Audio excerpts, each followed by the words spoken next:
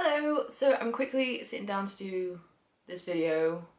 I'm vlogging today, which is why I'm in my workout stuff and I'm gonna go for a walk. But I thought I would quickly sit down, film this video because it's one of the main ones that I wanted to film anyway, because it kind of explains everything about why I'm doing the channel and why I'm doing like my trek and stuff. So I wanted to quickly run through. I'm basically going to be talking about why I'm doing the Great Wall of China trek for the Mental Health Foundation, because I feel like I need a bit of background as to what's motivated me to do something so big and so physically taxing, and also because a lot of the stuff that I blog about and that I will be talking about in vlogs and on videos is mental health, and I feel like maybe I should give a bit of background about why I'm passionate about helping in regards to mental health and why it's so personal to me, and you can't really understand that if I don't actually tell you. So I have suffered with my mental health for about 12 years. How old am I? 26? Yeah, about 12 years. And it started when I was about 14, which, looking back on it now and knowing what I know now, corresponds with when my doctor put me on the contraceptive pill.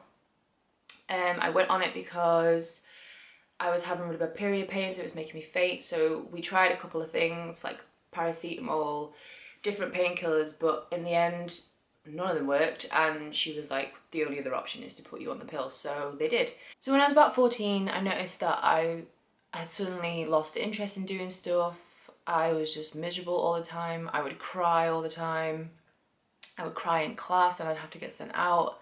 And eventually they sent me to the school nurse, who was like, oh, it's probably just your hormones, which technically she was correct. And then she said, oh, come back like next week and we'll talk through it and we'll talk through your options and stuff. But it might be a case of we have to take you to your GP and you might have to go see a therapist and blah, blah, blah. So I was like, yeah, that's fine, because at that point I just wanted help. So I went back the next week and she wasn't there. And then I went back the next week, she wasn't there. And then when I asked about where she was, the school was like, oh, we don't know when the nurse is going to be back in. So I was like, great, that's helpful. And then eventually I started suffering with anxiety and dizzy spells, and I think it was when I was about 16, I was going through my GCSEs, which obviously is a very stressful time for anyone. And I thought I was coping very well, but apparently I wasn't. And I got to a stage where I couldn't actually physically stand up without being lightheaded and having to sit down. And that was for about a week or so. And then I went to the doctor and basically told them, like, this is what's happening. What is it? Like, is there something wrong? I was having heart palpitations from probably the age of 14 upwards, and I kind of hadn't really investigated it much. I didn't know what it was. First of all, when I first had one, I thought I was having a heart attack. Eventually I was like, okay, I should probably go to the doctor and ask them, because if it's to do with your heart, they tend to freak out a bit. So I went and I had an ECG. Everything was fine. And then when I went back with this lightheaded anxiety kind of symptoms, they were like, oh yeah, that the heart palpitations are probably your anxiety as well. So when I went back to the GP about my lightheadedness, I had this really, really lovely Irish GP, which I've never seen her again. All the good ones seem to just disappear. But she was really lovely. She told me all about anxiety and how to cope with it and stuff like that. I had a couple of blood tests as well as my ECG to make sure there was nothing else wrong, like I wasn't, because we have some thyroid kind of issues in our family as well. So I had a load of blood tests to make sure that it wasn't that, and everything came back fine. So I kind of did what she kind of told me. I got some self-help books, which didn't really help me in any way, and I just kind of carried on with the rest of my life. But it did get a little bit worse after that. I became a little bit agoraphobic. I didn't want to go out anywhere. I was scared to go out, and eventually I had to actually force myself to just walk down the road, because if I didn't, I literally wouldn't have left the house ever. So a couple of my family members as well would force me to go out. They would like take me out for like lunch and stuff, and just basically CBT training, which is what that is. So you have to do what terrifies you, basically, and then eventually you're not scared of it, which it's very uncomfortable to do, but it does work. So from the age of 16 upwards, I kind of kind of just eased off and I kind of got over it a little bit. But then I ended up going to university. First year of university I was fine. The second year it just all went to hell, and I kind of decided that I didn't want to go into the industry that I was getting a degree in. I hated my university, it was terrible, the course wasn't what I wanted, and I was just miserable. And I thought about quitting, but I realised that, I mean, that was like the end of the second year, and I was like, I may as well just stick it out and get a degree out of it. But I was really homesick because I went to the university in Cardiff, and I was just miserable. Like my mood was low, I was irritable. I have a lot of problems with like anger and like controlling anger, or like mood swings and stuff like that. I still have mood swings, but definitely in my second year I was just angry just all the time. Like I hate everyone, I hate everything. I didn't want to talk to anyone, I didn't want to go anywhere. I was just angry, just always angry. It always reminds me of, you know, in Harry Potter, this is weird like link, but it's what I always think of when I talk about it. So in Harry Potter he's always like, I'm just angry. Like I wake up angry, I'm always angry. That's how I felt. I was just angry at nothing. There wasn't even, sometimes wasn't even a specific thing. I was just always just fizzing about something. So, and then in my third year is when it got really, really bad. And I ended up like paying ridiculous amounts of money to like go home at weekends, because it's so expensive to go to and from Cardiff. It's about 70 quid or something return to get from Cardiff to Manchester. But I did it because I didn't want to be there. I wanted to be at home with my family. But just the third year was just awful. I just felt like I couldn't do anything right with my university work, and everything just kept going wrong. And because I was already down and kind of miserable anyway, and then everything on top of that just kind of sent me very, very under. And probably the worst bout of depression I've had is in my third year of uni. There was a couple of moments where I did contemplate suicide in university. I remember one night, there was a night where I was just like, I can't do it anymore. I'm done.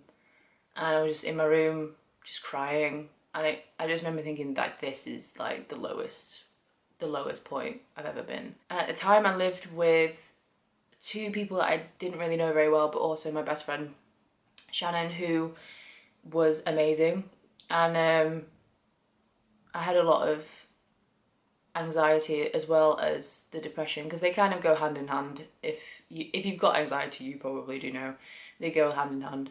And I remember one night I was just like lying on the floor because I was just like, I don't even have the energy to get up. Like I just don't feel anything. It's weird, like you always feel like depression, like you're sad and you cry all the time, but you have this kind of like, it feels like there is literally a hole in your stomach, and like you don't feel anything. Like you don't really feel happy, you don't really feel sad, you just feel kind of numb and miserable. It's hard to explain, like, yeah, just like you're not capable of feeling any emotion anymore. And that was how I felt. And I remember having a really bad panic attack or anxiety attack, and I was just shaking and I didn't know what to do. And I ended up getting my friend Shannon to come and sit in my room and just talk to me just about anything. I was like, just talk about anything, just take my mind off it, just like distract me from what's actually happening. And it did help, and I calmed down and I kind of just got on with it. But that was kind of the worst period that I had, but I got through it somehow.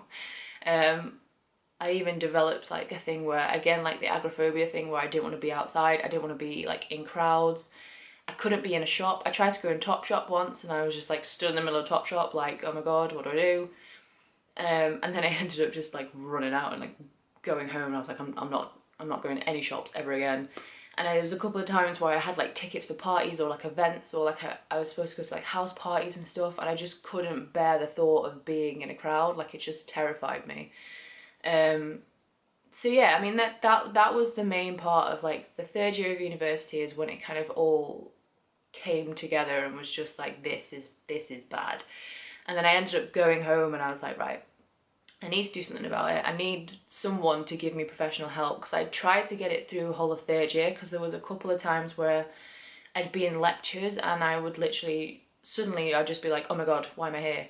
Or like, oh my God, I can't get out and I don't know what to do. Like, I'm literally trapped in this room. I wasn't trapped in the room. I could get up and go whenever I wanted. In fact, I didn't really even need to be there, but I would just have this sudden like panic of, why am I here? Like, I can't get out of this lecture and I'm trapped here. And it started to affect obviously my grades and like how I was doing in university. So I was like, okay, I need to actually get help. The queue for the counselling in university was so long that I was put on a waiting list the beginning of third year, and by the time I left, I'd still not made it to the top of the list. And they kind of gave you like sessions with this woman who wasn't technically a counsellor or a therapist, but she was like a halfway woman. And she was really, really helpful. She gave me a lot of tools and stuff that I could use. She introduced me to a lot of websites. She gave me some like printouts and stuff, techniques that I could use to try and help me get through lectures. She was suggesting stuff like filming the actual lectures on your phone or like recording, like voice recording it. Because she was like, if you are concentrating on keeping yourself calm, you're obviously not concentrating on what your lecturer is saying. So if you record it, then you can go back when you're kind of chilled out in your room and you can listen to it and you haven't missed anything from the lecture. So she really helped me. And then eventually when I moved back home after I'd graduated, I ended up going to my GP, again, seeing a GP who wasn't a permanent GP at my practice. He was a temporary GP, and he was the first doctor that ever turned around to me and said, have you ever thought about self-referral? Before that, I had never heard about self-referral. Nobody had ever told me about self-referral. None of my doctors had even kind of associated the fact that I was on this contraceptive pill and that could be the cause of my depression. None of them even made that link ever, which is something I still get angry about, because it should have been the first thing that they were kind of like, oh, you're on the contraceptive pill, maybe it's the hormones in the contraceptive pill that is having an effect on you. No one said that. In fact, when I had started taking the contraceptive pill when I was 14, I don't actually remember anyone telling me that depression was a side effect. I remember them saying like, you may be more promiscuous, which I wasn't because I was depressed. So promiscuity kind of didn't show up because I was too busy being miserable. But yeah, no one ever told me that that was a side effect of the pill. It wasn't until years later that I realised that it was an effect, and in fact what kind of was having that kind of major effect on me. But he was the first doctor to ever tell me about self-referral or how to do self-referral, or that even, because I lived in Warrington at the time, that Warrington had a therapy practice. I didn't even know that. Like, I had spent my entire life in this city and no one had ever told me that I could self-refer myself for counselling, ever. So, by the way, if you are depressed and you want to actually get proper help from the NHS, self-refer yourself. I think I'll put some links down below for like numbers and stuff. All you do is ring up, say you want to self-refer yourself, and then yeah, they'll ring you back. You'll do like a 45-minute assessment where they kind of judge whether you actually do need it or whether you could get it like help from somewhere else, like resources and stuff. And then you go and see a counsellor. They say it's like a 6-week waiting list. I've been for 2 different bouts of counselling now and I've never had to wait that long for it. So I think they just tell you that just in case it is actually like a waiting list for your area, but I don't know. So yeah, he told me about self-referral. I self-referred. I went to counselling. I think I did about 3 sessions. You're supposed to do 6. I'll explain why I only did 3 in a minute. So I did 3 sessions. You have like an introductory one where they kind of figure out what your issues are and what the best course of action is to help you. I went through CBT. At the time I was struggling with driving, like being in cars and stuff. I was having panic attacks with being in cars, and I was like, when I was driving down motorways and stuff, I would have a panic attack because I thought I couldn't like get off the motorway and I was stuck like driving. Don't know where else I would want to be when I'm driving, but I would just, in my head I was like, ah. She kind of helped me through that using CBT. I got over the driving thing. I ended up driving to Newquay like a couple of days later, which is like a 6-7 hour drive. Days, I mean months later, not days later. And I started with talk therapies with her. And then I was told well, you're always told when you go for these counselling sessions that if you don't show up or you don't tell them that you're going to miss a session, then they'll strike you off the list. My issue wasn't that I wasn't showing up. My issue was that my counsellor, for about 4 weeks, kept ringing up. There was always issues why she couldn't see me. One time I drove to the counselling place and they were like, oh, she's not in, did we not tell you? And I was like, no, you didn't. And I ended up having to go back on again. And when you're suffering with depression and you already think that people are not interested in you and there's no point you telling anyone because nobody cares, and then you go to a counselling session and they don't show up, that doesn't really help. So I decided, because I'm a bit stubborn, that I was like, fine, I don't need you, I'm going to find my own way. So I did a lot of research into mindfulness, into meditation, into CBT and other kind of mental illness treatments and solutions. And I basically just helped myself through it. And I was like, you know what, I can handle this myself and I'll just do it myself. And I think that was in 2014. And it was slow. It took me a while to kind of get out of the area and the place that I was in. But eventually I did. In 2016 was probably one of the best years that I've ever had. I went on holiday on my own. I moved out of my dad's house. I moved into my own flat. I got a tattoo. I just did a load of stuff that I don't think I ever thought I would do. Mainly, like, I went on a holiday I went to Barcelona on my own, which I never ever thought I would travel on my own, but I did. And then I went to Stockholm later on that year, completely on my own. So I had a good year in 2016, and then the end of 2016, I started getting really hormonal again. So I was like, oh, I'll just go back on the pill and that'll like balance me out. I went back on the pill. I went on to microgynon, which is now Rigividon, I think, which is an estrogen-based pill. And instantly, within like 2 weeks, I noticed that I just dropped completely. And it just gradually got worse and worse. I think I started in October, and then by January I was just like, oh my god, like it must have been the pill that has made me this depressed. So I went on a different pill. I can't remember what it's called now, but it was a progesterone pill, which completely screwed me up and made me even worse. So I went back to the doctor and I was like, I can't take it anymore. And she kind of discussed what my kind of options were, and she was like, judging by what you've said and how you've reacted to the estrogen pill and the progesterone pill, we would recommend that you don't take any hormonal contraceptive whatsoever, because clearly they all whacked me out of balance and I just couldn't cope with them. So now I just don't take any hormonal kind of medication whatsoever. I stay very clear of it. And I stopped taking the progesterone pill, I think in February or March, and I'm completely fine. Like, it had just gone straight back to where I was like before I started taking the pill. I had a couple of counselling sessions beginning of this year, because it's not all the pill's fault. Like, there are other things I think may have been like influential in my depression and my anxiety. I've been diagnosed with like low self-esteem and low self-confidence and all of that as well, which obviously contributes to your depression and why you don't want to do stuff and things like that. But yeah, I had another counselling session. Again, it wasn't as bad as last time. The woman was really, really nice. I think there was about 2 or 3 weeks though where I didn't see her, because there was 1 week where she had like a car accident or something. So obviously I didn't see her then, but she's fine, she's alright.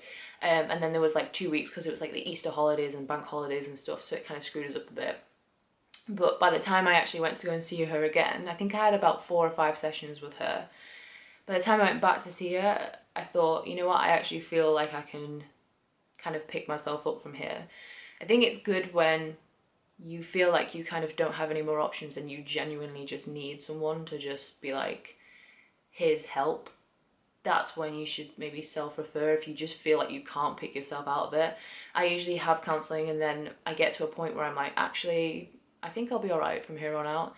She gave me loads of resources, gave me loads of sites to like look at, loads of techniques and stuff, which I kind of want to put into blog posts and share on my own page, because I feel like, because you don't pay for NHS kind of help, you just get it. And I kind of feel like some of those techniques should be shared more widely. So I'm going to put some stuff on my blog just about techniques that have worked for me and different stuff that she's kind of told me. Things like challenging negative thoughts was really good. There was a couple of meditation techniques and stuff that she taught me, mindfulness techniques that she taught me. But I'll also put a couple of the sites that she recommended down below. Things like Mood Juice, and there's a couple of others. I think I've got them written down somewhere, so I'll put them down below, and I'll also put them on my resources page on my blog, so you can go over there and have a look. But that's pretty much where I am right now. I still have a couple of mood swings every now and again. I still lose my temper like that. That at that time of the month, I'm just a crazy person. My mood is up and down. I'll have days where I'm just like, don't talk to me. I'll have days where I'm like, I don't want to see anyone, I just want to sit in my room. But I'm better at kind of noticing those changes and noticing when they're gonna show up, so I can kind of tackle them straight away. I just feel a bit more equipped to deal with the tornado that's constantly going on in my head.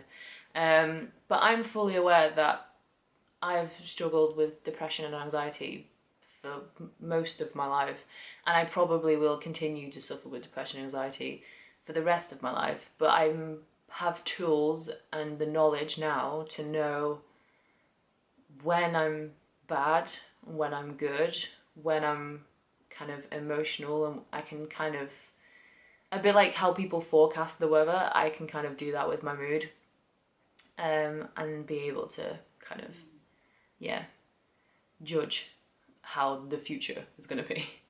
But that's basically why I chose to do the trek for Mental Health Foundation, because the Mental Health Foundation, and especially the charity Mind as well, definitely worth checking out their websites. They have loads of resources, loads of like different numbers and that you can call, and different like helplines and stuff.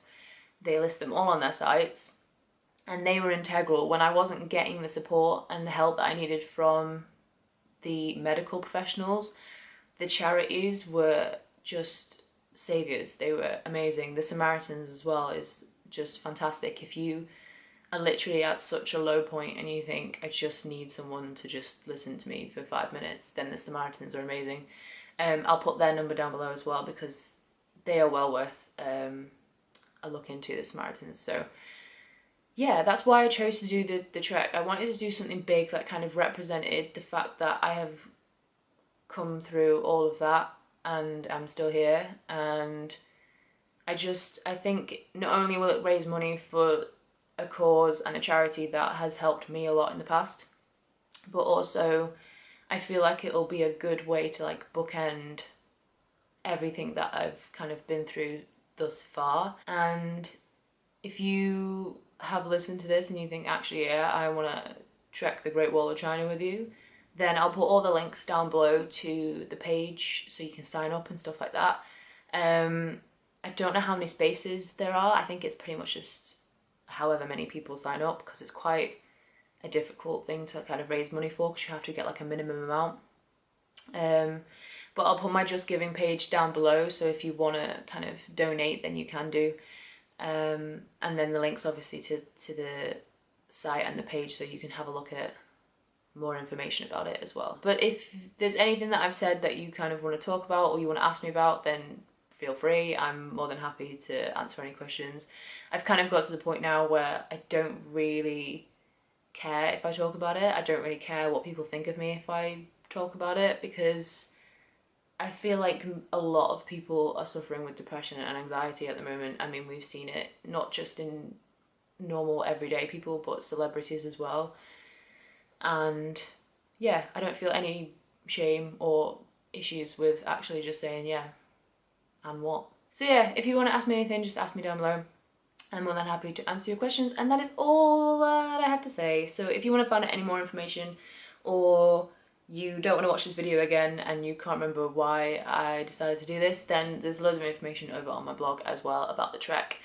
And if you have even just £1 that you would like to donate, every pound is welcome. The Just Giving page is down below, so just go over to there, and there's a little story and blurb on that as well about why I'm doing what I'm doing. But anyway, yeah, all the links are down below if you want to donate. That is all. Thank you for listening, and yeah, hopefully you will enjoy the vlogs that I can rustle up for you in the coming months. So that's it. Thank you. Goodbye.